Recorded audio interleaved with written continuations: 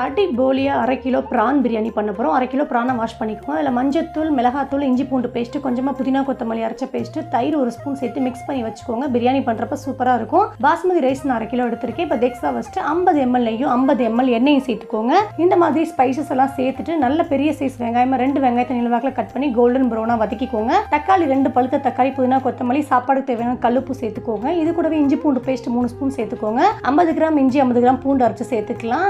இது கூடவே மிளகாத்தூள் 1 ஸ்பூன், மல்லித்தூள் 1 ஸ்பூன், பிரியாணி மசாலா 2 ஸ்பூன் சேர்த்து எண்ணெயில் நல்லா வதக்கிட்டு அதுக்கப்புறம் தயிர் 50 ml சேர்த்துக்கோங்க. புதினா கொத்தமல்லி பேஸ்ட் எப்பவுமே என்னோட பிரியாணியில் இருக்கும். அதை அரைச்சு சேர்த்துட்டு நம்ம ஊற வச்ச ப்ரானையும் சேர்த்து நல்லா மிக்ஸ் பண்ணிக்கோங்க. 1/2 லெமன் மட்டும் சேர்த்துக்கோங்க. ப்ரான் சீக்கிரம் வெந்துடும். லைட்டாக வதக்கிட்டு அதுக்கப்புறம் நம்ம தண்ணி ஊற்றிக்கலாம். பாஸ்மதி அரிசிக்கு 1 கப்புக்கு 1.5 கப் தண்ணி வைக்கணும். 1 கப் அரிசினா 1.5 கப் தண்ணி வைக்கணும். ரைஸ் நல்லா தண்ணி கொதிச்சதும் போட்டு தண்ணி இறங்குனது 10 நிமிஷம் தம் போட்டு அதுக்கப்புறம் தம் உடைக்கிறதுக்கு முன்னாடி கொஞ்சமாக நெய் போட்டு எடுத்தீங்கன்னா சூப்பரான ப்ரான் பிரியாணி ரெடி. ட்ரை பண்ணி பாருங்கள்.